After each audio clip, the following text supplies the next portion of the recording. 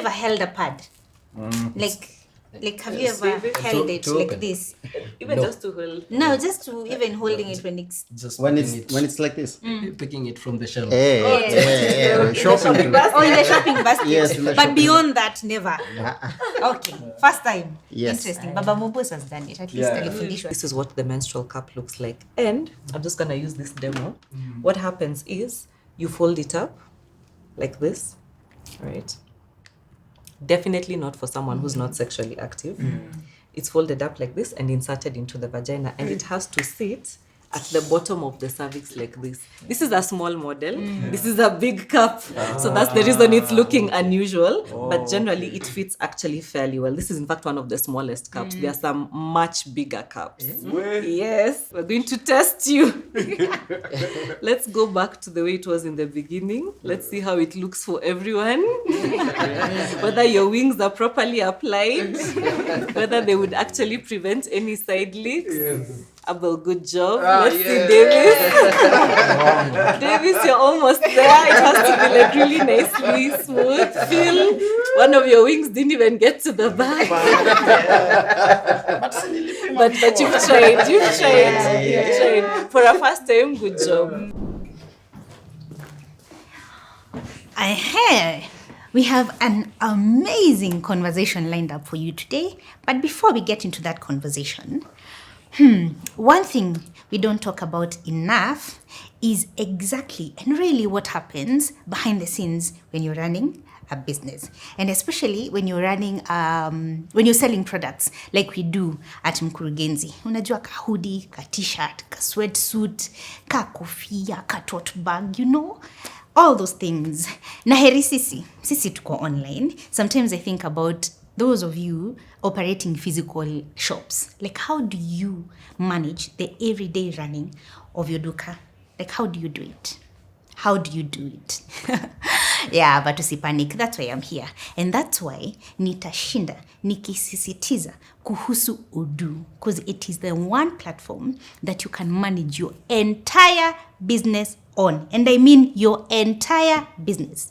From accounting to inventory, to sales, to HR, yani kila kitu hapo on that one platform. So Odoo has POS, and POS in full means what? Point of sale. Unajua kitambo, for you to get a point of sale system, you needed to hire a whole IT company to come and set up. And then, after setting up, they would need to train you and your team for like 2 years hivi. Imagine. It was so complicated. But now, thanks to technology and thanks to Odoo, you can set up Odoo's point of sale by yourself. Imagine that. By yourself. Yes. And then you're able to easily start tracking your sales, your stock, and the payments that are coming in yote hapo kwa your interface. How cool is that? Sindio? Plus, you also don't need complicated equipment. Haitaki maneno mingi. No. I'm expensive equipment. No. It works very well on a laptop, a tablet, hadi hapo kwa simu, even on your phone. So whether you're selling at a market, ama you're selling at a pop-up event, ama you're just selling directly to your customers, you're able to issue sales and receipts. Imagine. Ukiwa tuna yoka Bluetooth printer hapo kando, maneno yote inakuwa nywe. Yeah, so promise me and promise yourself to try it out. Click on the link in my description box, and then let's run our biasharas with what? With ease. And also remember what? Remember this one, imekuwa, by now I know some of you can say it with me. Your first app on Odoo is free of charge, including hosting and support. So kimbia hapo kwa description box, click on that link, and let's do what? Run our businesses with ease, thanks to Odoo. Hi guys, welcome back to our channel. Today I'm sitting with my favorite girl dads in the world and our expert, Dr. Sule, to talk about everything periods. And this is in celebration of the Menstrual Hygiene Day, which was on Wednesday this week, and the Menstrual Hygiene Month in general, which is usually the month of May. So today we sit down to talk about everything periods, what our girl dads need to know about their daughters in regards to periods, and the women in their lives as well, and why these conversations matter in the first place. So this one, nimeamka, very excited for this conversation. And I will start with a round of introduction, and I want to start with the dads. Okay. Yeah, so karibuni nye, welcome everybody. Tuanzie wapi? Wacha tuanzie kwa Davies. Because Davies is our first time guest. So Davies, please allow me to say this. Davies is actually our accountant at Philate. Yes. CFO. Yes, our CFO. Chief Finance Officer. Yes, CFO, my bad. CFO at Philate. And we have been together. Like tumefanya kazi for almost 10 years, right? Yes. Over 10 years. Yeah. Over 10 years now. And he has never been in front of the camera. But for this conversation, alisema I am coming. So please, Davies, karibu sana. Asante sana. My name is Davies Ndungu, finance professional and girl dad. Happy to be here. Yeah. Yay! How old is your daughter? Oh, my daughter, she's actually 2 years, 19 days. Hey, that's a good dad. I know, right? 2 years, 19 days. What's her name? I deal with numbers. Yeah. Oh, yeah. Yeah, her name is Diantha Nyawira Ndungu. Diantha, Baba Yes. Diantha. Yes. Awesome. Baba Njeri, uko aje? Mimi niko fiti. I love that you're wearing pink. It's a Representing, yeah? Lazima represent. Yes. Yes, I'm in pink. I'm a film lover first and a filmmaker, and most importantly, I'm a girl dad. So my daughter Njeri is 5 years old. Hapo kwa months na days. Tunakuelewa. Tuliacha kuhesabu at 2 years. Atafika 5 years kata, eh? Yeah. Good. Baba Mumbua. Correct. How are you? I'm good. Mungu anasaidia. Blessed and highly favored. Yay. Yes. Abel Mutua is my name. Creative in general, and I am a girl dad with a girl who's 15 years, 5 months, and 18 days. Ai, yo umefanya hesabu sana. Hey. Well done. And to our expert of the day. Oh my God, Dr. Sule.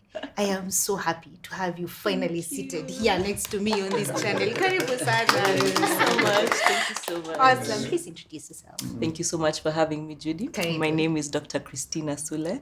I'm a consultant obstetrician and a general and cosmetic gynecologist. I run a private practice called Alora Medical Practice, and we're a boutique obstetrician gynecologist clinic. We cater to women of all ages, from teenagers all the way to beyond menopause. So the other day, a follower of mine told me that you're an OBGYN for all seasons.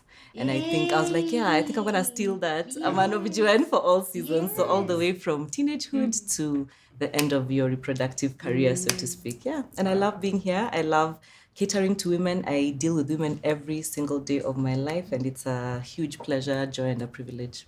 Oh, thank you so much. Thank you so much for making time to be with us today. And I'm just going to dive deep into this conversation. And my first question is for our dads. And I'm very curious to hear what your answer is for this one. So what was your first reaction when I called you and asked you to join us for this conversation on menstruation? Davies, tell us. Baba Diantha. My first reaction.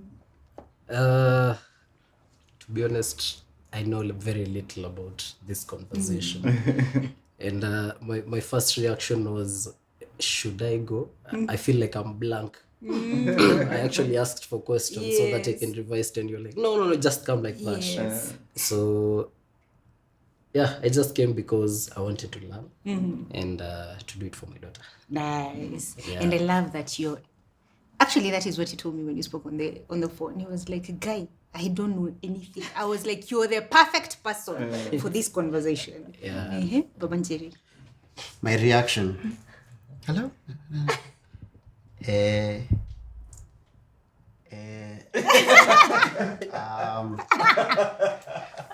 Okay.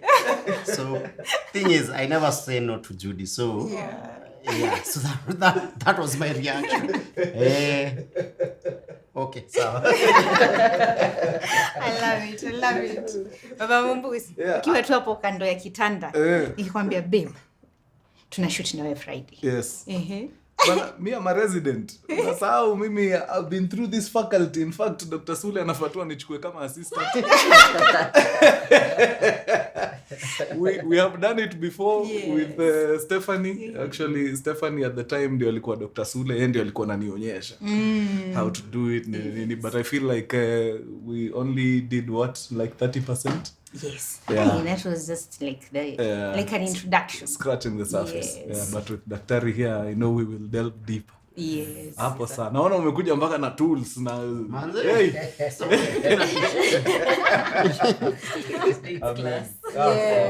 Kaida sana. Awesome. So I'm curious to hear, growing up, what were you taught about periods? If there was anything that you were ever taught? Nothing. Absolutely nothing. I think our first experience as the men, millennials, I think periods was shrouded in such mystery that it was that thing, madam. Because I remember to primary school, like we'd have those days where the girls would all be collected from class and they're taken to the hall. Yeah. And then boys tunacho hapo turuke kwa class, tukipiga kelele. And then the girls would come back and whatever they were carrying will be wrapped in newspapers or whatever. Like imefichwa. So this whole thing was shrouded in such mystery. So for us inakuanga ile kitu ya uko hivyo. Yeah. So nothing. Nothing. Nothing. That's very interesting because now having learned nothing about periods when you were growing up, yes, your biology, yes, having no one sit you down and properly talk to you about menstruation and what happens to the girls when that happens. I'm curious to find out, as a girl dad, have you ever thought about how you'd prepare your daughter for when that time comes? Especially now for Baba Njeri and Baba Diantha, because your girls are still very young. You already are deep into it. Yeah. I'm one of those guys. I'm always seeking knowledge. So I'm always reading or watching a lot of knowledge-based content. And so one of the facts I found out early on, the minute I learned that I had a daughter, was a lot of father-daughter relationships break at the teenage space. So most father-daughters, if you're present in your daughter's life, you're very tight. And then something happens. And what they don't now, reading about it, it's because now all these changes happen in her body. She's not even understanding herself. And then now you as a man, you're like, hey. And then of course there's the African tradition where the minute a girl gets to puberty, unaambiwa sasa kae mbali na wanaume. So I think that's the only, in terms of that conversation. For me, I've never thought about it. After the call, I mentioned to my wife that I'll be coming for the interview. And she asked me a question. Do you know anything about menstruation? I was like, I'm blank. I think I can just pick some from biology back in the day. Yeah. Very many years, let me not mention how many.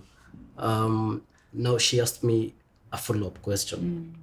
What happens if I'm not around and you're with Diantha? And that starts. Yeah. I think I froze for a minute. I told her, well, I'll learn on the job. So it's intentional now. Making the choice of coming here today is just a process of starting to learn.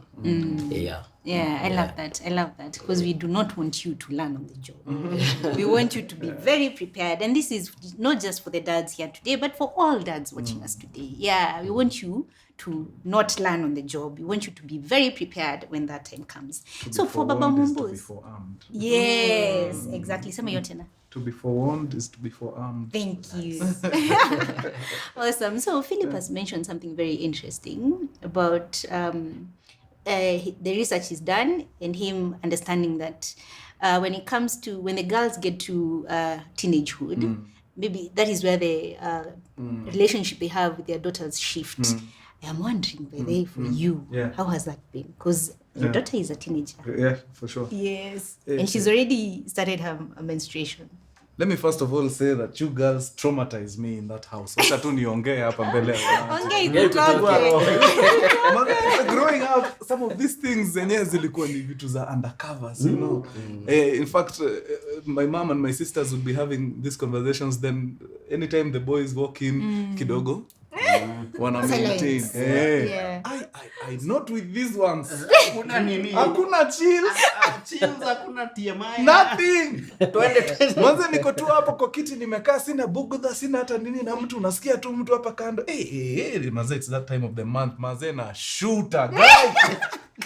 Okay, guys.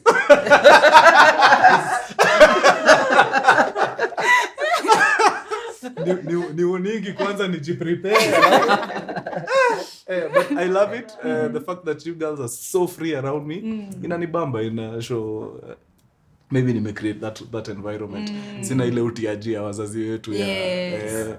Nakumbuka at some point my sister wakiwa na hii shughuli walikuwa wanaambia dad tunataka pesa ya mafuta. Na dada anajijazia. Dada anajijazia mafuta. Okay. Home walikuwa nasema mkate. Kimugate. And then it will come kwa hauka imerapiwa. I have 4 sisters. And I have never seen pads in our house. Really? Yeah. Hata mimi bado sijaona pads kwetu. Manze, I am so glad that you're having ilikuwa inafichwa kwa bangi. I'm like, what? Yeah. Sijawahi ona pads. I am so glad that you're having this conversation today. That's true. So now to Dr. Sule. Now having had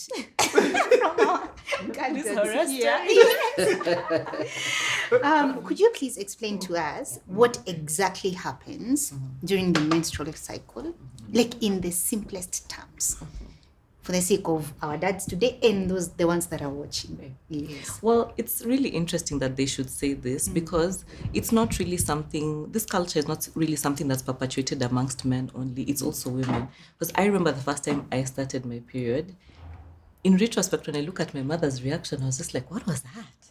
She ran into the next room. She called my dad. She's like, now look what has happened. You know, it was a crisis by then. She told him, now you have to tell her that she can get pregnant any day.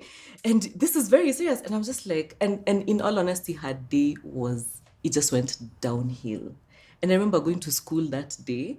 And I remember not also knowing what was happening to myself and wondering, this must be serious. By the time my mother is having this kind of reaction, this must be very serious, So I don't even blame any of them because, women can also have such a reaction because it's a scary time when your child starts their period. You realize this is a woman. Yeah. This is now someone becoming a woman. Are you the first one? I'm the only child. Oh, you're the only child. Yes, maybe that's the reason for the crisis. Maybe that's the reason for the crisis. Yeah. So what exactly happens is that the hormone levels get to a certain point where now the lining of the uterus has to shed itself every month. And in that process, ovulation has to start. So ovulation starts. The funny thing is that in the first year or so, ovulation doesn't always happen. For some people, it's erratic. Your body has never menstruated. It doesn't know how to menstruate. Yeah. There are certain functions we've had from birth. Salivation, crying, breathing, things that happen commonly, but this one happens later. So there's a critical point at which the hormones get to a certain level, and now the lining must shed itself every month, and an ovum must be released from the ovary. So, this is the ovary. It's even easier this way. Yeah. So this is the ovary. This is what an ovum looks like, and every month one will pop out from the ovary. If it doesn't get fertilized, all right, then the lining of the uterus, the inside lining, will get shed. If it were to get fertilized, for example, in the fallopian tube, then implantation will happen in the uterus, and that's a pregnancy. But every time an ovum is released and it doesn't get fertilized, the lining must shed itself every month. Yeah, so that's basically what menstruation is. So hence also the importance and the crisis that, look, this is actually someone who can get pregnant. That is the truth. But I think the delivery is very important, because it's really something that can scar you for the rest of your life. If everyone starts running around and you're a child and grown-ups are scattering, that's scary, that's scary. But that's basically what's happening. So periods, in essence, is just a way of your body telling you that you're not pregnant. Yes. In this I wish digital, there was I wish it could send a call or a text or something. in this digital age, seem to me to email. Exactly. Just you telling your body You're not- telling you. Congratulations. Yes, congratulations, you're not pregnant. You're not pregnant. Yes. Congratulations. Yeah, Amma, congratulations, you're pregnant. Exactly. Interesting. Are there any early signs that dads can look out for to know that their daughters are actually about to start their menses for the first time? Unfortunately, no. Unfortunately, there's not, because the body does develop, and of course, girls do become pubescent, what we call. They get into puberty. A lot of things will change in their body. Their breasts will develop. They'll get pubic hair, probably something they're not going to discuss with their dads, but yes, they will get pubic hair. Even the shape of their body will change. Their hips will widen, their waists will narrow. Like, there's a lot of changes, but that doesn't mean the period is about to come. And that could go on for a very long time. What I think is important for dads to know is that if that period doesn't start by 16, then you need to go see an OBGYN. But otherwise, there's nothing that you can see in your child and say, she's about to start her period. There's no way. Sometimes it's a little bit genetic, like maybe if your mother started at a particular time, you're likely to start at a particular time. But again, it's not a hard and fast rule. You'll get some girls whose mother started at 12 and then they'll start at 16, or whose mother started at 12 and then they'll start at 9. Also, our environment is really influencing how girls start their periods. Our foods are changing. There's a lot of GMO stuff, a lot of preservatives. Children are gaining a lot of weight before 10, and that actually makes your period come earlier. But there's truly no telltale sign that says, now you're about to start your period. No. Are there people who never ever get to have it? Yes, and that is a problem. So many times they have to be investigated and seen, like, is there a chromosomal abnormality? Some people have a problem with their chromosomes, but they have like a partial part of a male chromosome, so their period may never come. Some people are born without a uterus, so their period will never come. So those are called congenital anomalies that have to be investigated. That's why by 16, now we need to be very aggressive. We need to see, do you have a uterus? Do you have ovaries? Are they working? What are your hormone levels? At what point are we looking to have this period? And is there a problem here? Wait, like they're born without that whole part of them? Yes. Either without it or with a very tiny kind of, like, we call it vestigial. Like, it's not this full size that it's supposed to be. It's very miniature. The ovaries are too small. There's no cavity inside, so it can't actually conduct its normal processes. Yes, there are people like that. Very, very rare, but yes, it's possible. Okay. Yeah. And now you've mentioned that by 16, if they've not started their menses, then consult a doctor. Yes. But I'm also wondering, is there like an age where it would be presumed it's too early for you to have your menses? Yes. If girls start their periods before the age of 7, that's considered very early. It's called precocious puberty.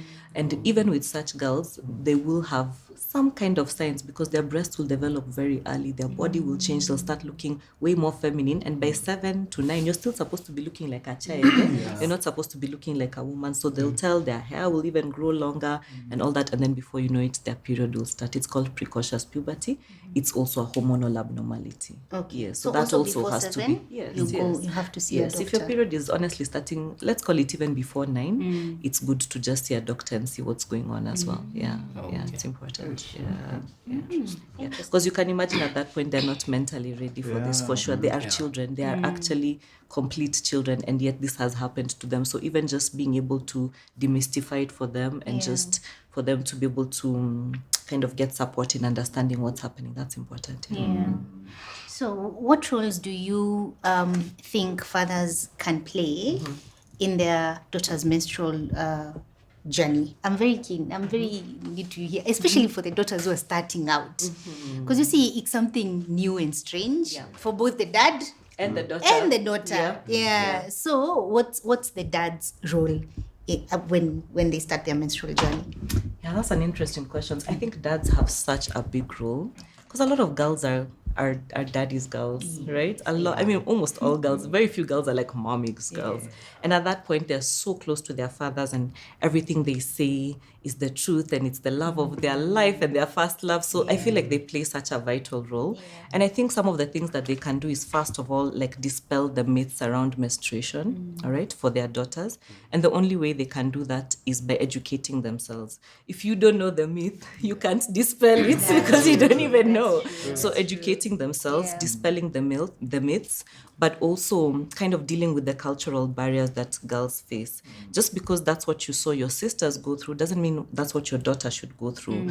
This thing of hiding in newspapers and all that, that's already something that you can dispel. Just tell her, look, this is something that you are, that you should be proud of. We're proud of you. This is you becoming a woman. You're beautiful. This is normal. This is natural. Everything is actually going as planned. That kind of encouragement.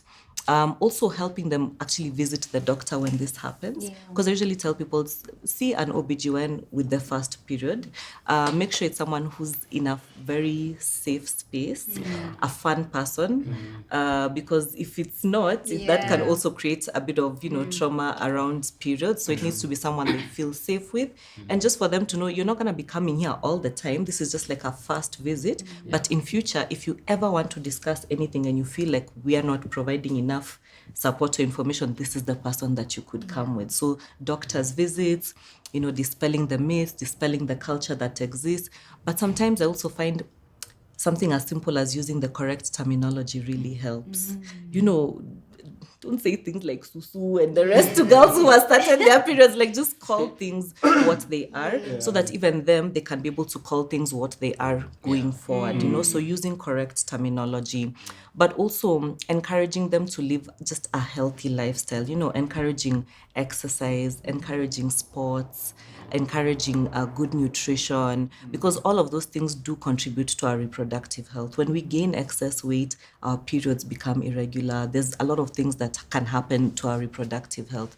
So not only will that be a good opportunity, but it's also bonding. If you can engage in a sport with your child and when she exercises, her period is less painful, then that's a good thing for both of you. So it's also a lifestyle issue, encouragement that's truly, you're worthy. This is validation. This is recognition. We care about you, and we're going to support you through this process. Sometimes I think even involving siblings.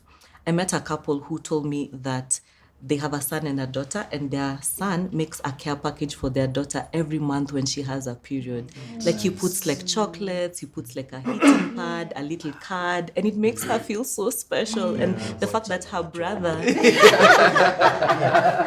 you're taking mental notes. And expectations will be high. Yes, and that's a good thing, because then when they do finally meet their partner, then that's what the expectations are. You best prepare a care package for me just because I'm having a period, But it makes also the brother, feel like I'm supporting my sister. This is a good thing. So small things like that, dads can really, really be involved, honestly. Yeah.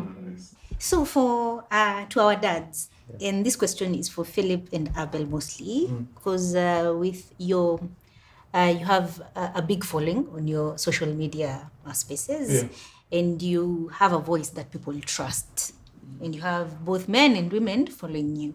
So I'm just curious to hear, what do you think it would take to normalize dads or men in general being part of these conversations around menstruation? Sorry. For me, I'd start from where we were taken off the conversation. So instead of taking the girls and segregating girls and boys, let's have these conversations in class with both boys and girls, right from primary school. Yeah, I think that would be a good start. So for the boys, even growing up before they become fathers, it's already a normal thing. Yeah. Yeah. That's a good point to start. They say samaki mkunje angali mbichi. Nip it in the bud mapema. Because to be really honest, it never made sense to us. The way they'd bundle all the girls together out there and explain to them all these things. Then they come back into class and accidents do happen. But because the boys were nowhere in the picture, now we end up scarring the girls even more because we are laughing at them the entire time. That's true. I remember a chick we went to class with, school with, and it was Dorcas. It just so happened that one afternoon, I guess it was her first time, she didn't know. And she did a little mess there. And it was weird. I don't know what was happening, but the majority of the people in class were boys at that particular time. I don't know where the rest of the girls were. Do you know, nobody said a thing to her until the girls discovered, which was after like a whole lesson, after a whole 40 minutes. So you can imagine the embarrassment, and people talked about it until we left class 8. And by the time this was happening to Dorcas, I think we were in class 7. So had we been, just part of the incorporated into that conversation, then it would have been a bit easier for Dorcas. So just like Phil said, we need to do it better. For me, my most interesting situation was when we were already working and we are running Philip. I'm the CEO. I remember on one particular project, so we had a female editor, and the client was coming to preview work. So I got to the office like an hour before the client arrives just to confirm the edit is okay. I literally found her on the floor in pain, like excruciating pain. And she was cramping. So first of all, we got confused what's happening. And then she told me, I'm cramping. So now, first of all, I'm calling the client. I have to cancel because hajamaliza job. But now as an employer, it started bugging me. So should I be aware of cycles? Because at the end of the day, this is still work. We still have to deliver. But I can't expect you to deliver on particular days. So how do we go? And it's one thing that bothers me till date. When am I supposed to expect the best from our female employees? When are the days I'm supposed to cut some slack for them? So I'm excited about this conversation. So yes, let it start from when we are as young as in primary school, so that it's normalized. I like that. I like that. So our table looks very interesting today. And I know this is the part that our dads are very curious about this particular. Yes. Before you came in, we had conversations about some of the things on the table, and they were like, "Guy, what is this?"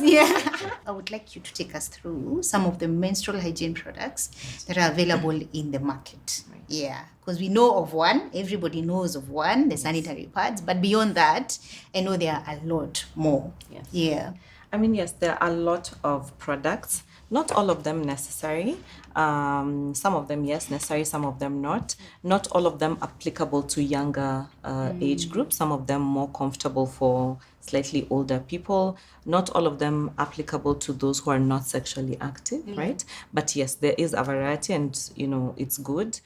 I must say our variety is truly not as good as it is in the West. In the West, it's truly a lot better. There's so many options for girls and women, but we deal with what we have. So basically, what we have is there's the pads, the sanitary towels or pads. This is what they look. Should I open? We will open. We'll open later. Yes. All right. So there's a But pad. you can open actually. Yeah? But then Okay. we'll do a practical lesson. No worries. So basically, this is how they open, and this is what they look like. All right. Right? So we will look into that a little bit later. We have liners, and pads are generally used for the menstrual cycle, on the moderate to heavy days, and then liners are used either at the beginning or towards the end of the cycle when it's the lighter days and there's less menstruation going on. We also have tampons. I'm just going to open one here. Not to be affiliated with any brand, but this is my personal favorite brand. The reason being, it has an applicator. Can we give them each. Yes, of course. So they are able to see what it is that you're talking about. Is this your popsicle? See popsicle. Yeah. Right, so this is what they look like. This is how they open. This is what it looks like inside. Okay. All right. So we And just demonstrate. I'll demonstrate it later Yes, once, but this is what it looks like. Sorry, Doc, what's an applicator? So an applicator is this entire plastic insertion device. Okay. It helps the tampon be inserted correctly into the correct position so that it is not uncomfortable, because we do have tampons that don't have applicators. Very difficult actually to use for younger women. This is what they look like. This is when it doesn't have the applicator. The sizes are different. This is a regular size. This is a mini. This particular tampon with its applicator also has a mini version. So we have the minis, regulars, super, super plus, and ultra in the range of pads. Most of the time with young girls, they're going to be using a mini or a regular. So this is what a mini without an applicator looks like, and this is how they are opened. Right? And then this is the string that hangs outside the vagina for retrieval. All right? So that then, this is a really small string. Here it is, yeah. So it hangs outside the vagina for retrieval. It's very important because sometimes people forget. You can forget to remove it. So now this at least reminds you that it's there, because if you forget or if it gets stuck, you forget. Because it's very comfortable. Like, It's very if you insert it comfortable. correctly, Yeah. it's actually very very comfortable. comfortable, And if you're not, if you find yourself, you have a very busy day, the day it's possible to Yeah. forget. So at least if you see this, you'll Make remember. us feel But also for retrieval, because some people do forget. Some people it gets stuck. So then now, of course, they have to go see the guide now, because now we have to like remove it for them, you know. But this is what one without an applicator looks like, and you can imagine how uncomfortable it is to insert without an applicator. I'm so sorry I've talked so much about applicators, but I think for young girls it's so important because hygiene, sometimes they're in school, they're in a situation where they cannot get access to clean water or anything, and this is maybe not the best way to go. But again, if they're able to get clean access to water, access to clean water, and they're able to wash their hands and everything, this can still be used very comfortably. Not a great product for a fast timer, in all honesty, because you can imagine the logistics of inserting this. So not a great product for a first timer. We just generally prefer the pads. But there are some girls who are very athletic. They have swimming classes very often. They cannot possibly just do with a pad, and this may be one of the things that they'll have to be into. I think I've mentioned the liner, the menstrual cup. Let me just get into that. So this is Liner pad. liner I had mentioned. I can open it. Yes. The liner is used for the very first and the very So it can last pass- days. can pass. Yeah. No, The liners. Yeah. So, The liners are used for the very first and the very last days of the period, when it's still very light, when it's just about to start or just about to end. And this is what they look like. For all these products, we prefer non-perfumed, organic, cotton, preferably. Organic cotton products are much more expensive. I just have to say they're very expensive. Whether it's an organic cotton tampon or an organic cotton pad, sometimes that's not an option. But specifically for liners, it's important to have a cotton liner because they can cause a lot of irritation on the skin. So these are very important. Pads, sometimes people can get away with it, but for some reason, liners, people get a lot of irritation. So cotton liners are the best, organic cotton. And if you go to a supermarket, you will see the price difference between a regular pad and an organic cotton. But for girls with sensitive skin, people who have eczema, that's not even an option. They have to have organic cotton at all times.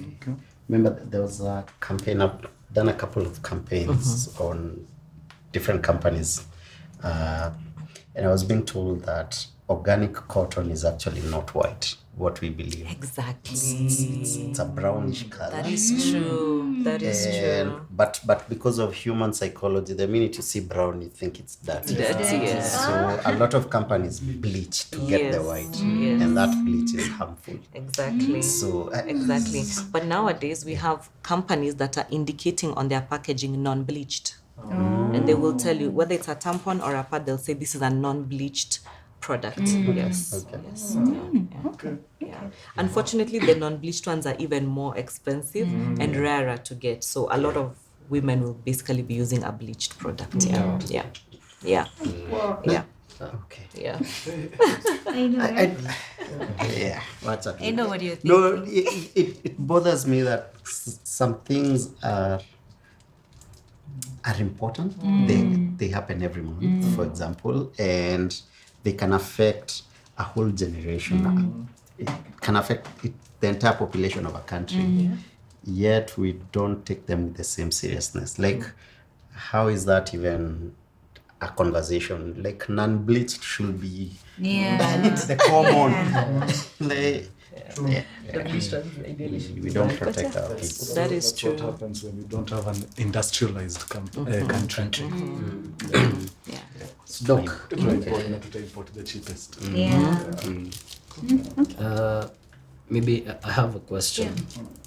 When, for example, my daughter turns 12 and she starts menstruation, what product would you advise for her?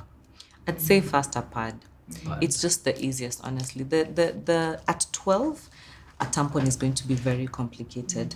And remember also we have some cultural issues because there is a possibility that a tampon can widen the hymen and actually break it. That's a possibility, especially depending on how it's inserted and all that.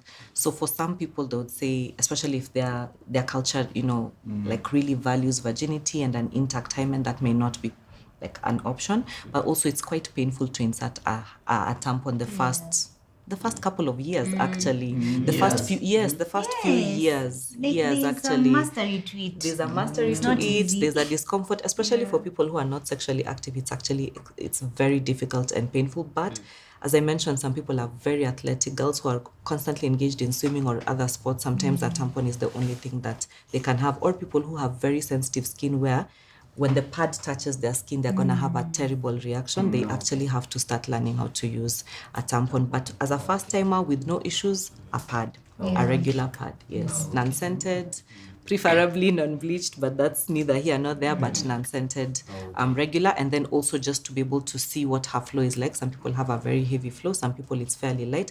Most girls are able to start with a mini or a regular version, but for some, if it's heavy, they have to go for a slightly thicker one, especially overnight. That's something also that needs to be discussed because again, if it's too heavy, that's something that needs to be addressed with the OBGYN because when you start your periods, ideally they shouldn't be that heavy. Something I also want to mention that's really important is that in the first year or two when girls start their periods, they're generally very irregular. And most people think that something is wrong and that something needs to be done, but actually that's perfectly normal. Remember, this is a body that has never menstruated before. It doesn't know how to do this, so it's learning. You don't expect a child to go from sitting to running. It takes time. So they skip their periods 2-3 months and then it comes again, and then another 2-3 months skipping and then it comes, and that's perfectly normal, even the first 3 years.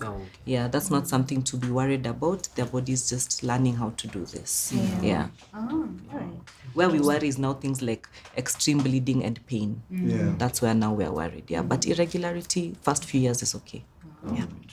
And then there's the menstrual cup. Yes, the menstrual cup. Yeah. So this is what it looks like. So this is the container that the provider has given to be able to keep it clean. All right. So this is where it will be soaked either in hot water, or some people like to use some form of antiseptic. I'm gonna say this is not my favorite product. I'm like not crazy about it, and I'll tell you why. But basically, this is what the menstrual cup looks like. And I'm just gonna use this demo. What happens is you fold it up like this, right? Definitely not for someone who's not sexually active. It's folded up like this and inserted into the vagina, and it has to sit at the bottom of the cervix like this. This is a small model.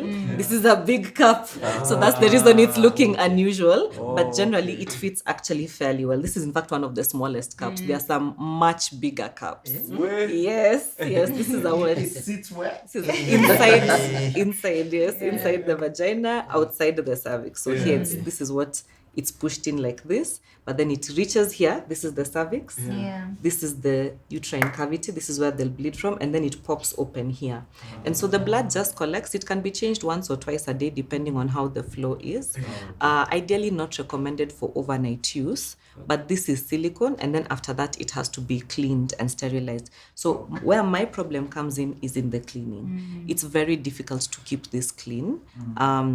Sometimes, some bacteria will escape, and an infection will ensue. So that's one of the problems I have. The second thing is bacteria love a moist environment that is heated, and when the blood collects there, that's exactly what it is, and the blood actually feeds the bacteria and can make it like multiply.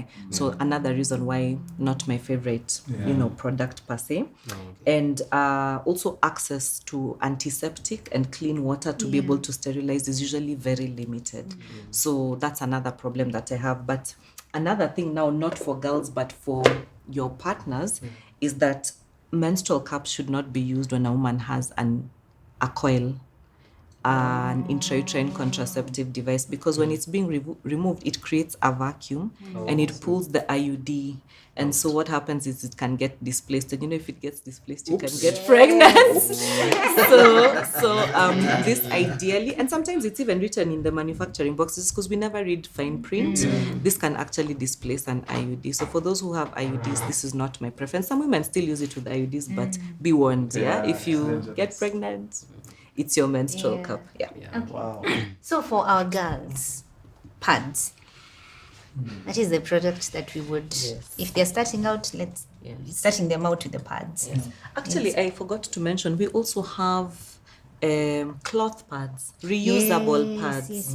Yes. The period panties. Yes, the period panties, and even just the reusable pads where they are washed and reused. This really makes sense in rural areas because this is expensive, in all honesty. This is not available for every Kenyan. So some girls are actually forced to. How much do they retail for? Like all the products? A packet of pads is usually maybe around 150 to 200 depending on the brand. 8 depending on the brand and depending on whether they are organic cotton or not. And not all Kenyans have access to 150 shillings every month for something like this. True. And a normal cycle, you'll go through how many? Sometimes a packet or two. Yes. To be safe, 2 packets. Two packets. Yeah. Plus the those are a luxury, to be honest. Those are not. It's neither here nor there. And this and the these ones go for how much? So if without an applicator, like the normal one. how much is a normal pack Like of? 320. Yeah. Yeah. For a pack of maybe, what are they, like 10? 60. 10. Yeah. 10 inside. Yeah. These ones come in much bigger packs, like 18, 36, and they range all the way from 3,000 to 5,000 shillings. Yes, applicators are very expensive. We have another brand actually that is a slightly less expensive with an applicator, so people can also choose if possible, especially for those who absolutely must use a tampon. I'd say applicators are the best. And that is every month. Every single month. Are these applicators reusable? No. After. So in fact, let me just pop one in Just so like that you see. yes. Let me pop it. So basically, it's held here. Should I put it inside? Yes. Okay. So this is what it looks like. This is the vagina, this is the uterus, this is the cervix. So basically, it's held here, it's inserted here until it reaches the cervix, and then it's popped like a syringe, like that. Right?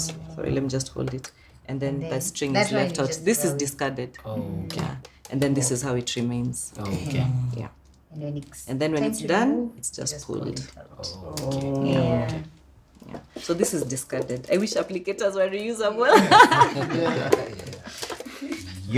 And the cup, how much is the menstrual cup? I'm not sure. There are different brands. Some go for like 1,500, But this one was 2,000. around, it was around almost 6,000, I think. No or way. something. Yeah. But the sense in it is that it's reusable, so you're never going to use it again. But if your flow changes, you need a new cup. Yes. So if you get a heavier flow now, you can no longer use that cup. And the thing with the menstrual cup, I think I've noticed, is over time they stain. It do stains. stain. So it starts turning like brown. Which actually proves my point that it's very difficult to clean. Because if it was easy to clean, it shouldn't be staining. It should not be staining. That's true. 6,000. Nini na meki? Silicone. Just rubber. Silicone. It has to be medical grade silicone so that it doesn't cause an allergic reaction. But then also the idea that they assume you're going to use it for a long period of time. Yeah. That way you're saving on viewed the as an monthly cost investment. of yes. Plastic. Okay. Yeah. All right. Yeah. Sijaifungua. Hii nimesikia bei ya hiki. Okay. All right. So while we're still on the products, I thought it would be very nice to do a practical lesson for our dads. So for them to understand at least one product and how it works. Okay. So I have some panties. They are clean. Sikutoa kwa closet yangu. They are new. They are clean and new. Yeah, so I thought, why don't we give them like a practical lesson on how to place a pad on a panty? Yeah. So Mukami, do you mind? Tupatie our dads. And you see the shades of pink? So cute. Kila mtu na size. Kila mtu na size yake. So you have your panty ready, you have your pad ready. Yes. Awesome. I'll use this one. Okay. They've had their lesson in what a tampon looks like being inserted. Obviously something you'll never do for your daughter, but it's good for you to know what she's doing and what level of discomfort it can cause. So that's, and the menstrual cup as well. Now you understand. So when your daughter comes and says, I've heard about a menstrual cup and I want to use it, of course, if it's her first time, your answer will be no. Yes. But later on, maybe yes. And now you have an idea. So now the pad, this is how we insert it. So I had previously opened it and this is what it looks like. Yeah. So everyone can open theirs. Okay. I'm actually curious because I know you all have partners in your lives. But actually, I think I named Shad Jazia. I'm like, if you've never have you ever held a pad? Like, have you ever held it like open. this? Even just to hold. No, just to even holding it when it's... Just When picking it's like this. picking it from the shelf. Shopping. Oh, in the shopping basket. Yes, in the but shopping beyond that, never. Okay, first time. Yes. Interesting. Baba Mobos has done it. At least alifundishwa na That's mtoto wake. important. Yeah. So see now it has opened. Yeah. Yeah. So now we're going to take the panty and turn it inside out. Inside out completely. Right? Done, yeah? Yes. Okay. Now we're going to remove the sticker off the pad. Okay. It's on both sides. You can remove each side. And what you're trying to do is to open the wings. Yeah? These are called wings. Yeah. Sour. Yeah. All right. All right, so removed The both paper sides. comes off The paper comes off completely. The things on the side. The thing on the side, yes. Oh, okay. Yeah. Please be careful that the back part has an adhesive. Yes, it has glue. Yeah, it has glue, so don't let it touch anywhere. So remove only the paper that was here. Yes. Okay. Sour. Yes. Now you can remove it from its back. You see this white part? Also an adhesive. Comes off completely. Has yours come off?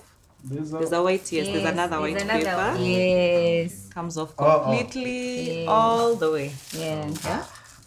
This is kept. This is kept because the dirty pad or the used one is coming here. So After you're disposing it. Yeah, so this is kept. So don't dispose it, yeah? So now the wings, you see the way the pad is divided into thirds, the top, the middle, and the lower part. Yes. The middle part is going to come to the middle part of the panty. Okay. Right? So like now- this. Yeah. You see like this that. line? Yeah. This line here Yeah. Yes. on the panty meets this line here. So like top line. that. So Yes. panty zote design on hii line. Top line to top. All panties have that line. It's the other way. Turn it. Yeah. No, turn it. The like that. Kasi That nyuma. line. Yes, the top line. the Davies, top line. are you okay? Have you seen the top line? This one? Yes. So the top line, this fold Yes. comes to that top line and they touch each other like this. Okay. Right? Okay. Done? Yeah. Yeah. So Then, that is actually a manufacturing requirement when Yes. you're making panties. ideally, yes. God. Yes. Then this is pressed down all the way Yeah. to the back, right? Because we're trying to get the adhesive onto the panty. Yeah. And up as well, all the way to the top. So now it's stuck. Sawa. Those who opened their wings before I told them to. All of you, basically. We're still here. Okay. So Yeah. then now we'll open each of the wings like that, right? And they will go all the way to the back. It helps the pad to stick in place, and it helps for side leaks because blood can leak on the sides. Yeah, so it gets stuck there, and the other side also there. Sawa. Yeah. Aya. Now we're going to test you. Let's go back to the way it was in the beginning. Let's see how it looks for everyone. Whether your wings are properly applied, whether they would actually prevent any side leaks. Abel, good job. Let's see Davies. Davies, you're almost there. It has to be like really nicely smooth. Feel one of your wings didn't even get to the back. but you've tried. You've tried. For a first time, good job. Good job. Yeah, so this is what it looks like. Okay. Then now the old one, let's assume now we've removed, because now we can just also, because disposal is also a huge thing, and that's something that girls need to be taught of. Yes. Because we don't want, pads thrown around the house. Like hygiene must be maintained at the end of the day, which is also a form of discipline. Okay. So it's removed like this. So when you remove, but okay, so we're assuming now it has blood. Yes. It's been used now. So you've removed So it. you have to remove the entire panty. No. Janet is saying, No. It's just when she's in the bathroom and she's used the bathroom, she'll just remove the pad like alone. alone. Seated on the chair. Yes. Assuming. This is the And the panties panty is over here. here. Then you just pull it off. Yeah, so for two in between 6, I can see the pad. The panty is still on my around the knees. Yeah. So I just pull. Pull it, yes. You can pull. unavuta tu. Yes. You don't have to get naked for this. It's like literally just pull. And you're pulling it And- from the corner, because we're Yes. assuming now there's blood on the Yes. on the pad. And sometimes you have to open the wings first. Yes. Exactly. If it's stuck. Then you pull it so that you're not pulling together with the wings, because it can get torn. Yes. Yeah? So see, now let's assume it's dirty. Then now it's folded up like this. All right. So you're folding. Yes. Okay. Looks like a spring roll. I don't know why. This is how it's folded. Right. Easier said than done. Yeah. And the adhesive continues to keep Yes. it tight. And then it's brought here, Your back to the initial kept paper, aside. right? Put on the adhesive like this. Everyone has folded? Yes. At least you fold. Good. Back onto the adhesive, and then again, folded. All right. Just straight like this. Some people like to tuck it there, just sometimes that's hard.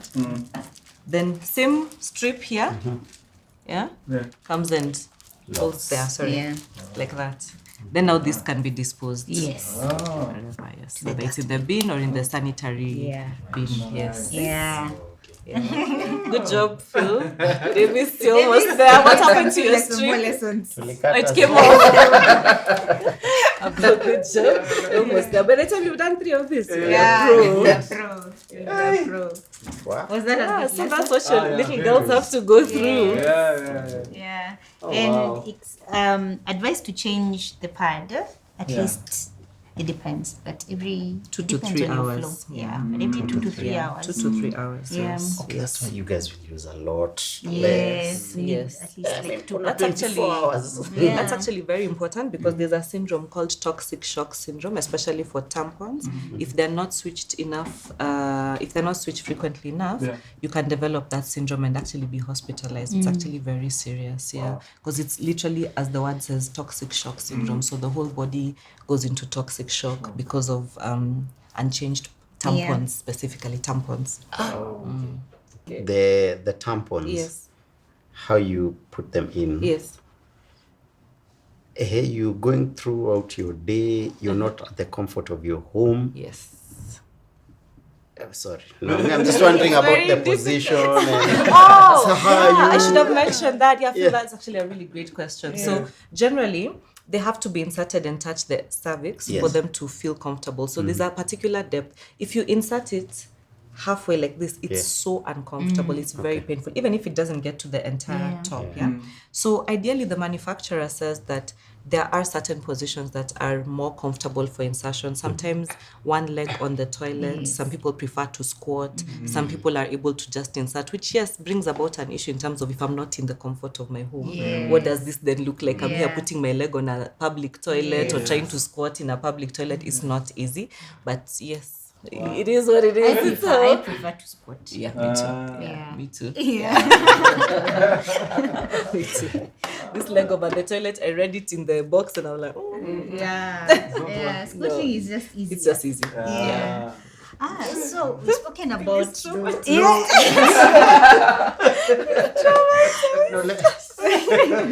For me, when you tell me such things, being an employer, there's so many things that's going through my head. Exactly. Are our washrooms conducive? Exactly. What spaces can women go to? And this is like every day. So so many questions are going through my head. A lot of employers are making concessions nowadays. They're even giving women a menstrual day a month, just because maybe you're in pain, or you just maybe the first day is a really bad day for you. It's of course expensive not to have your female employees come one day every month. Some people give even more, but I think those are the conversations we need to have. Have a menstrual day, just a reproductive health day. I may be actually having a problem. Maybe I need to go see my gyna. Maybe I need a pap smear. Like just one day. I think it's important. Imagine sisi tukishiba tu ni hivyo. every single month. And we've And not it's not even for a day, it's several days in the month. Yes. and this is the physical. We've not even talked about The emotion. the emotion and Psychological. Yes. So, while we are still on the products, are there any products that people use or practices that people apply that are unsafe? Yes. There's actually a lot of products that's unsafe. It's incredible how the unsafe products are more than the safe products, and that's really sad. For me, I'm extremely passionate about the unsafe products. So yoni products, the problem is that they're not FDA approved, right? They're not Pharmacy and Poisons Board approved. They're not even KEBS approved, to be honest. Like they can contain anything. Sometimes they have herbs. Sometimes they have all sorts of harmful substances. They're put in very different packaging. So sometimes it's like a little, for lack of a better word, it's like a small gunia. And then it's inserted into the vagina. Now, What is a yoni product? so it can be anything. It can be an oil. It can be a pessary. It can be a sweet. It can be a gel. It literally can be tropical heat. Tropical. Ile sweet. It can literally be anything. And that's the problem with it, because first of all, the variety already tells you that this is something that's not serving a particular purpose. The second thing is, what's the purpose? Why are we actually using a yoni product? Like, what is it? So the manufacturer says this will cure your period pain. This will sort out vaginal dryness. This will treat your fibroids. This will make your period normal.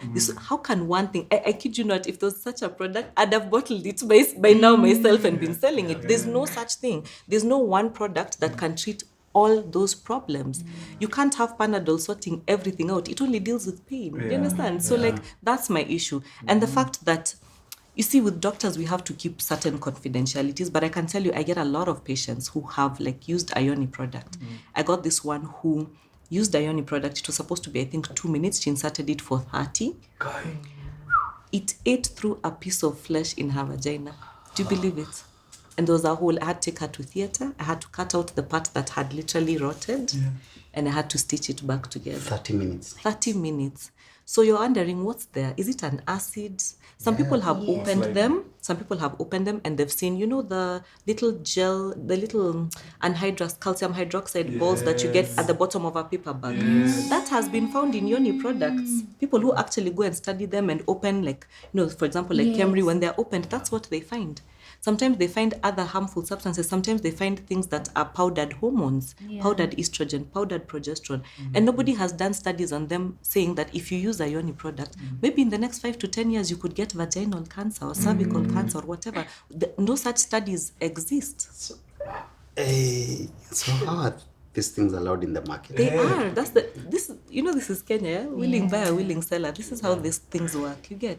So I think it's very important for girls to know from an early age, this is not something that you're going to be utilizing. A lot of my cases of patients who've had yoni product adverse effects are very young girls, and that just tells you there's lack of information, there's lack of support. There are even yoni bleaching products just to apparently make the vulval skin lighter. That's something that you can do aesthetically, but it's a cosmetic gynecologist who's supposed to do it for you. So I did get a 21-year-old who had like burns, her entire vulva. We treated them for 4 months. She actually ended up having to require skin graft surgery. Because of a yoni product. Like, I take them very, very seriously. And when I looked at the tube, because I remember I took a photo of it, it had nothing. It only had a name. No contents, no expiry date, no adverse effects, no how to use, nothing. Just a tube with a name from another country. I don't want to say. You get? So this is a huge problem. So anything that's not what's on the table, anything that's not just a regular, maybe vaginal wash that's given by an OBGYN, that's something that your daughters need to know. This is not for use under any circumstances, regardless of what you're trying to achieve. So during the menses, because I remember when I first started my periods, you feel, because it's blood, and you're not used to seeing blood flow out of your body.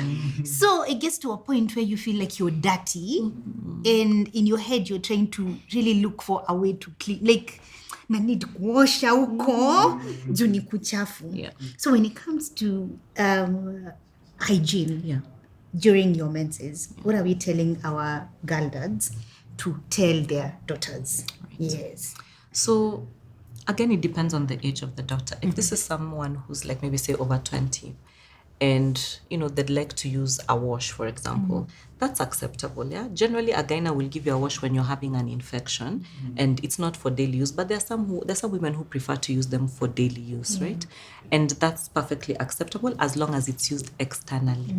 No inserting anything anywhere, right? Generally, the gyna will give you a pH balanced one because the vagina has its own pH, which is different from the skin, different from the mouth, different from everywhere else, and it must maintain that pH so as not to get infection. So ideally, this is a product that should be given to you by your OBGYN. But if it's not, and you get it off the shelf, it should not be inserted in any way. It's for external use. And same goes for younger girls. They will probably not be using a vaginal wash. They'll probably be using their regular soap. Soap that they use for showering, and water. Some people say don't use soap. I find that a bit strange, not just during the period, but also on a regular day. I think bath soap is fine, just as long as nothing gets inserted into the vagina. Everything is for external use. And during their periods, they're just looking at 2 baths a day, because some get obsessive and want to shower like every few hours. That's also something they need to be told that, look, this is how it's gonna feel. It feels a bit icky. This is also how it's gonna smell, because that's something that is new to them. They're like, why is this smelling like this, So 2 baths a day, external use, regular bath soap should be more than enough. But it's more a mental thing. It's more comforting them that everything that is happening happens to all of us, and it is normal, Of course, much easier when there's a mom in a picture, but sometimes there isn't, And those are the conversations that need to be had. Okay. That will explain why that shift happens. Because if the girl is feeling, I'm not clean, I'm not okay, then naturally they'll just start keeping distance. They lock themselves in the bedroom. Okay. So beyond just our gentlemen here being girl dads, they also have partners in their lives. And I know the conversation today has been mostly about our daughters. But also, before the daughters get to the 12 years where they are now experiencing their menses, for the women who are in their lives already, what do they need to know about what we go through during our menses? What the men need to know about the women in their lives. Yes. Because now we are women like me. Tell him what he needs to know. So the care packages. Yes! A good one. Good. So yes, the care packages. But also, I think the most important thing is the most important thing about periods is the support. It's so strange. It's never the physical thing. It's the mental. Knowing what's normal and what's not normal. Painful periods, not normal. Phil, me and you have discussed this. Yes, that caught me off guard. Yeah. Not That normal. was a constant. No. So there's a pain that's just uncomfortable. You know, like It's discomfort. Yeah, It's discomfort. manageable. Yes. But anything that you're now taking painkillers Yes. for, Yeah. You have to take pain medication if you cannot attend to your regular duties. You can't go to work, you can't go for a walk, you can't do the things that you would do on a regular day. That pain is too much, for sure. And that's never something that needs to be ignored, because I remember having painful periods and the people around me going like, but you're a woman. ni kawaida. What do you expect? You know, even when I was growing up, I'm like, this is how it is, you know, like suck it up. But the important thing is now for dads to be able to understand, and even their partners to be able to understand that this is actually not normal. Because your partner may not know it. Yeah. She may be suppressing it, she may be persevering it, but it's for you to tell her, hey, you've actually not gone to work. Or like Phil mentioned, she was on the floor. Like, that is not okay. You should not be with a partner who like is going through that and you're just seated, you know, like this is her life, this is how she lives her life. No. So that's one thing. And then also very heavy bleeding, you know. People who every hour a pad must be changed or a tampon must be changed. Or if you have a colleague, even they don't even have to be your partner, they go into a meeting, they stand up and blood gushes. That's a problem. Those are concerns. Those are things that need to be reviewed by an OBGYN, because here we're looking at diseases like endometriosis, we're looking at fibroids, we're looking at, uterine abnormalities with the lining. There's a lot of stuff that you need to discuss with the OBGYN. And in a very, I think the approach needs to be very kind. That's, I think, maybe somewhere where partners disconnect, because I'm not about to sit here and be mansplained to about this. Again, I need like support and comfort. It's very important. More than even understanding what's going on, the support, I think, is what's more important. But just being very clear about this is normal, this is abnormal. Yeah. And when you talk about support, because support can come in different forms, it can be physical, Yes. Mental, emotional support. Yes. What exactly do we mean when we say support for the women in our lives, in their lives during that time? Yeah, I think that's a very important thing, because women say, I want to be supported, but nobody knows what that support even, what does that even mean, So it is, of course, physical support. And as Phil was mentioning, during the cycle, we have different parts of our cycle that some parts we are more vulnerable, some parts we are very excited, some parts libido is high, some parts energy is high, some parts sadness has come in, so it is emotional support, it's verbal support, like I am with you, I understand that this is happening to you, I'm here for you, what would you need me to do?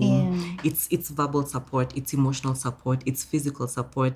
Let me tell you, women become needy sometimes over periods. You just want to be hugged. Like, honestly, I'm going through hell here, So sometimes it is physical support as well. It's the care packages. It's the small, thoughtful things, the small acts of service. I think those really make a difference, because, and it's difficult to keep up, that, because it's happening every month. It's like, how caring can I be every single month? It's very difficult. Yes.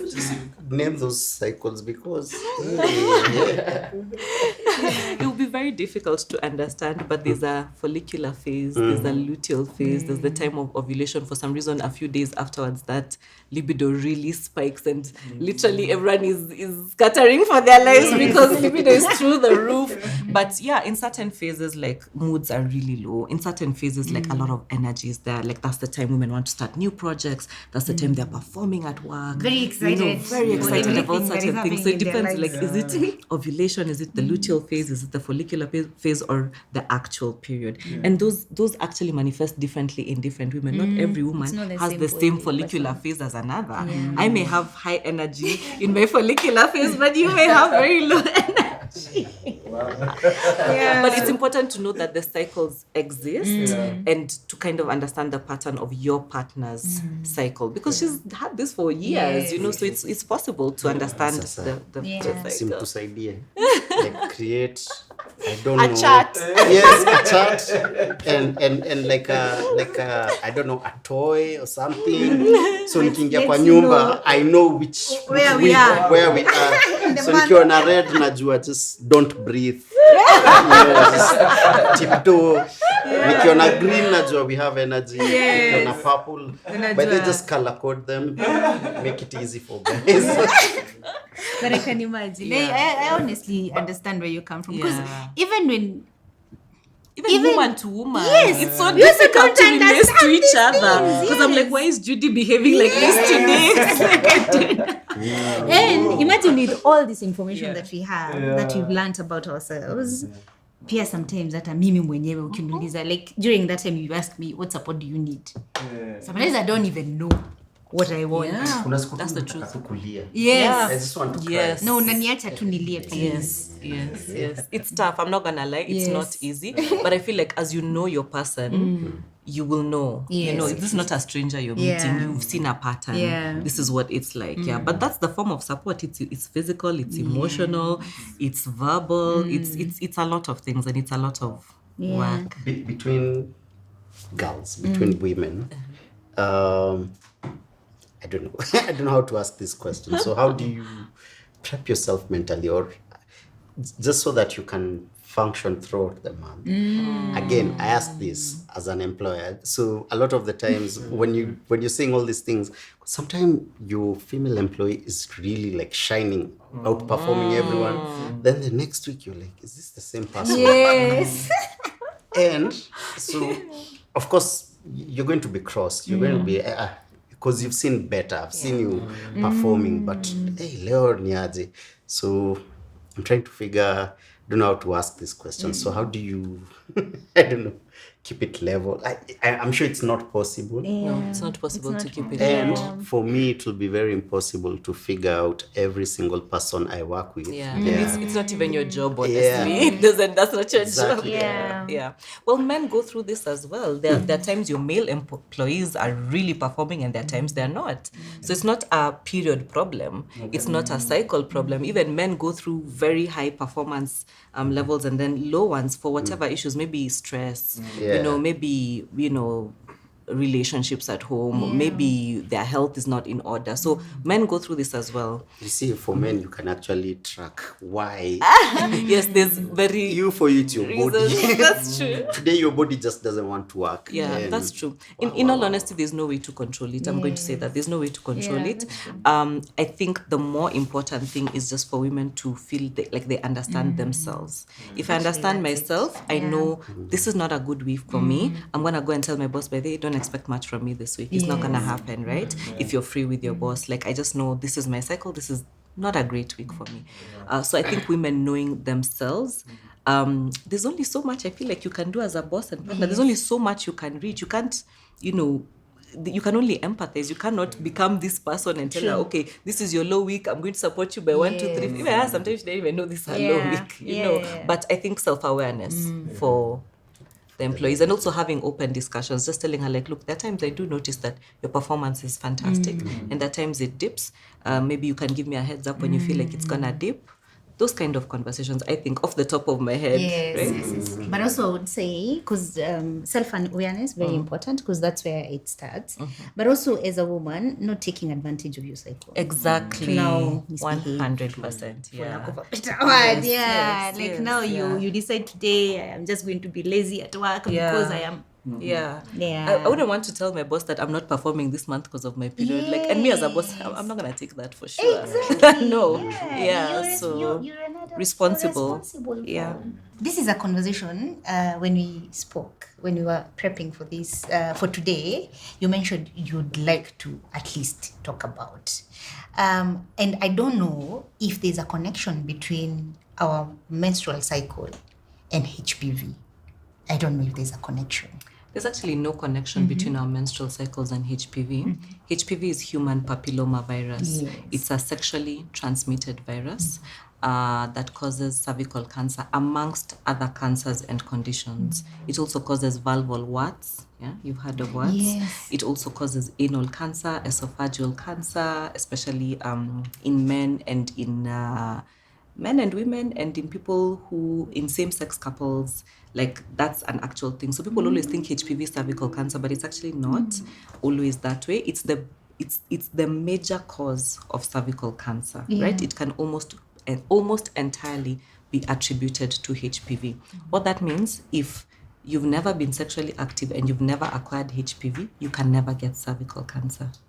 And that's a huge deal, right? It's a huge deal because if you've never acquired HPV, you can't get cervical cancer. It's not like the other cancers, which are mostly genetic, hereditary, lifestyle, and all that. This one is different. It's mostly from a virus. So, and the reason why it's so important is because we have a vaccine. That's the most important part. Other cancers don't have a vaccine. Other viruses may not necessarily have a vaccine that can lead to cancer. Okay, we have hepatitis, which is a vaccine. Hepatitis B can lead to liver cancer. That's possible, right? But with this one, remember, it's an STD, a sexually transmitted virus. So the most important thing is that people need to start getting vaccinated, right? So as much as there's no correlation between periods and HPV, when you bring your girl into maybe her first clinic at say 9 or 10, as your OBGYN is discussing the menstrual health with your daughter, HPV must come up because we start vaccination from 9 to 45. Yeah, so vaccination starts at 9 years, right? Now, we have over 200 subtypes of HPV. HPV has variants, the same way COVID had variants. So there are over 200 variants, but only 15 to 16 of them can cause cervical cancer and worse. So now, how the vaccination works, it's usually 3 doses. And we have currently about 3-4 vaccines in the market. We have one that protects women against 2 out of the possible 15 variants of HPV, and those 2 are the most aggressive variants. They are responsible for 70% of the cases of cervical cancer. Then we have another one that protects against 4 variants of HPV, which is the 2 most aggressive ones plus another 2 that cause warts. Then we have the last vaccine, which is 9 out of the possible 15. That's the best vaccine in the world currently. So there is no vaccine that covers all 15. 6 to 7 of them are actually uncovered, which means even for girls who are vaccinated or even women who are vaccinated, you must keep doing your pap smears because there's 6 variants that are not covered, regardless of whether you achieved the vaccine or not. And most of the time, the vaccination is 3 doses for life. There are no booster doses after that, right? Now, vaccination becomes very complicated when it's a girl because how do you make that explanation? That we're trying to protect you against cervical cancer because you may meet a boy who's a carrier. Understand? So one thing is boys are also vaccinated, which is something that people don't know. 9 to 26 as well. I was about to say, see, before it gets to the girl, we deal with the boys. Exactly. With so the that men. the men do not become carriers. So boys are also vaccinated, right? But it becomes a bit of an issue, and I see it a lot in my clinic. Like we're bringing her for the vaccine, but she's 9. So how do we make that explanation of what this vaccine is? Some parents, of course, African parents are like, we're dungwa. Nah, we're not discussing anything. It's over. But the parents who want to have a discussion, especially if your child is a little bit older, now she's 12, 13, 15, you can't just have her injected without having this conversation. So also that conversation has to be had. And why I'm saying it's important is because it's one of the things that has led to poor uptake of this vaccine.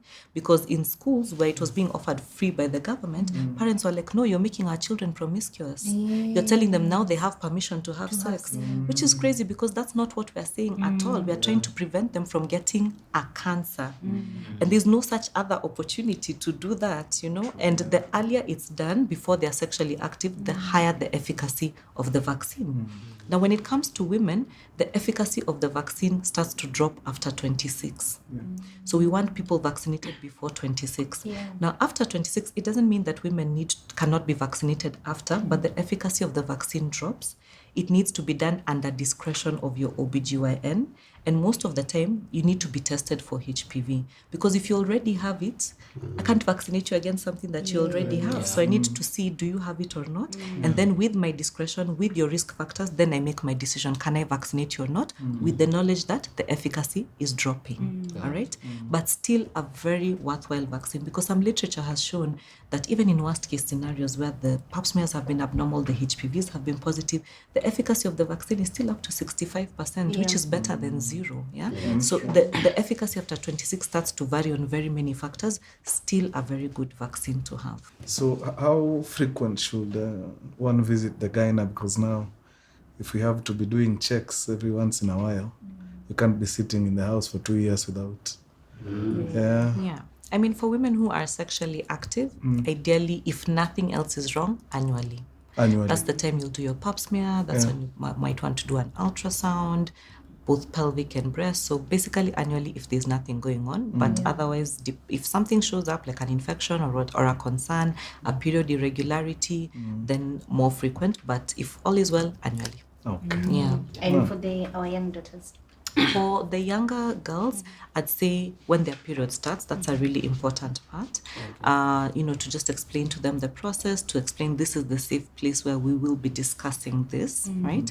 To get the vaccination, to also understand, what the pattern of their period is looking like, but also to have that STI conversation. I think it's a really important conversation. It's a little tricky at 9, I'm not gonna lie. It's very tricky. So some people have the first visit, have the vaccination, and then defer that other conversation to later, maybe around 14, 15, because not having the conversation, not an option also, but having it too early could also have its own, damage. So the first visit is just basically to establish this is what has happened, get the HPV vaccine, and then now later on, talk about it. That's usually my approach. It's very difficult to have a sex conversation for a child who's 9. But the worst thing is she's come and her period has started and she's getting a vaccine. So there's no right way of doing it. Every doctor has their own approach. I prefer to defer that conversation a little bit. I have a 9-year-old. I can't even imagine having that conversation with her right now. I need her to also remain a child for as long as possible. And the conversation can always be had a little later. So for the young men, for the HPV virus, the vaccine, are they getting it at the same age as the girls from 9 years? Yes, they are. So some of my clients will bring their sons into my clinic. Sometimes they're very uncomfortable because it's a very girly space. They're like, you brought me to your gyna. Like, that's so embarrassing, and they're just about to also enter puberty and get circumcised and, have all these things. And then now they've been brought to the gyna. So sometimes I advise people to just take their boys sometimes to the pediatrician to get vaccinated. I mean, some women insist because they want the same care provider, but some I'm like, pediatrician can also vaccinate your son for HPV, yes. And the dosage is exactly the same? Okay. Nice. Okay. Yeah. Wow. Girly. For older men, sorry. By the way. We generally don't vaccinate men after 26. So even for men, it's up to 26. For women, we do go ahead because they're meeting carriers all the time. But for men, we generally cut it off at 26. The problem with men is we can't test, we can't treat, and we can't vaccinate after 26. So they don't have a cervix. So how do we even test it, But they can have other forms of cancer and other problems that come with HPV, which is the warts, anal cancer, and oropharyngeal cancer. For those who engage in oral sex. So it's still a problem for men as well. Masomo ni mengi. But I feel like this conversation can go on and on and on and on. Yeah, there's still a lot we can talk about. But I want us to wind up the conversation. I feel like whatever we've learned today is enough. Is enough until next time. Yeah, but we'll come back again. And then continue this conversation. So when you get to rest after what? For 45? Oh, wait. 55? What Then menopause Hey, don't even get there. Menopause. Hey, that's another whole. That's a whole conversation there. Tunapambana. Ndio maana care package is very important. Wote anasema mnapumzika tuko kaburi. Yeah, it's sad, but it's the reality. You guys go through your entire from the minute you hit puberty. Oh my God. All the way. Mpaka mwisho. It's the basis of my entire career. Wow. By the way, we should just Eve akitokea tu makofi. I understand. Hey, we should stop capitalism. Yeah? Women should just not be working. I know, right? Baby girl treatment. Baby girl treatment. Too much to do. It's a full-time job. It is. Si uongo. But God has given us the grace. Yes, to handle it like pros. Let me tell you, because if it was us.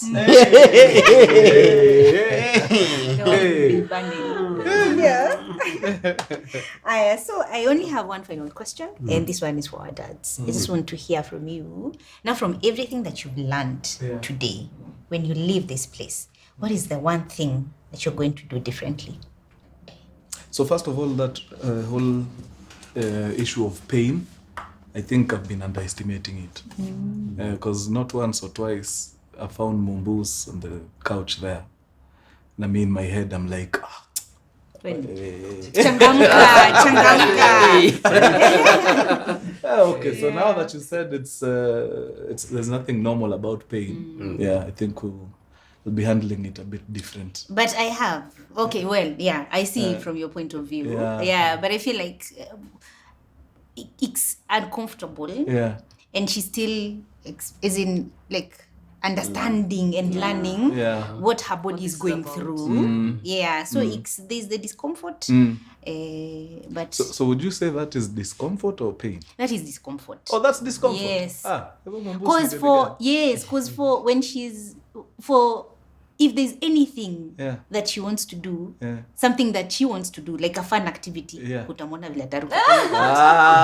Yes, and she'll be very excited. Tell her, yes, that's why I'm saying, like, as the mom, I know that's just discomfort. So nikimwona kwa kiti nimwambie tu vavi atu tuingie hapa ndani kidogo. Ngoja uone. Like, try tumwambie come twende kupeleke mahali. Uone vile ataruka kwa hiyo kiti. But ukamwambia mwende mahali, uone kabisa she's unable to move, then you should Now that's a problem. worried. Yes. You should see the number of people I've given your contact after our conversation. If I meet any lady and they're in pain, I'm like, that's not normal. Check in, no, Dr. Sule. Talk to her. Let's become a proponent of that's not normal. That's very good. Baba Dianta.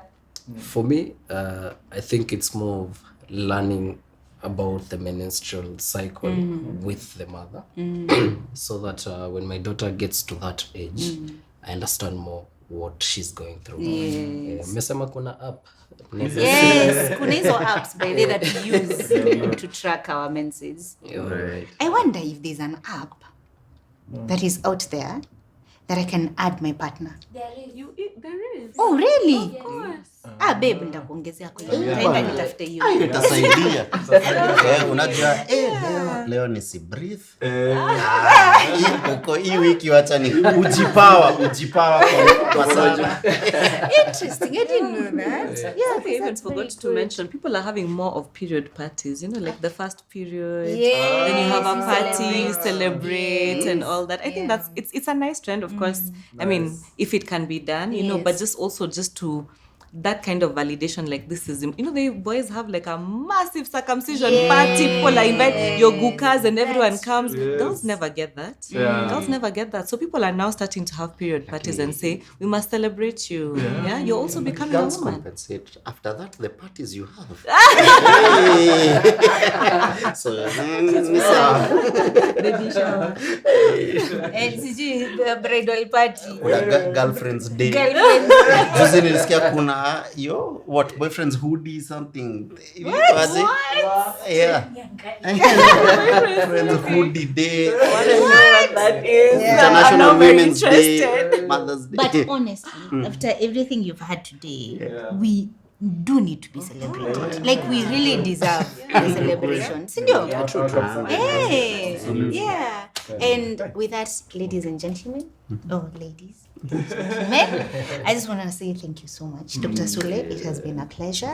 I hope this is the beginning of a long-term partnership. Please, I would like to see you here again. And you must come back.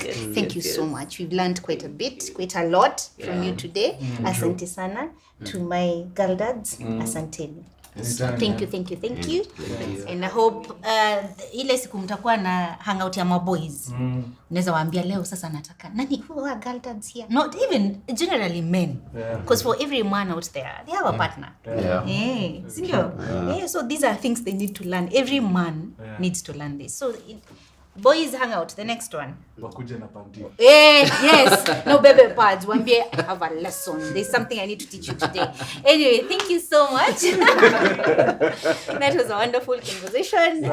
Thank you so much. If tell us what you've learned in the comment section. And if you have any questions for Dr. Sule, please ask them there. Tutahakikisha amejibu. And until next time, guys, thank you. Bye. Thank you.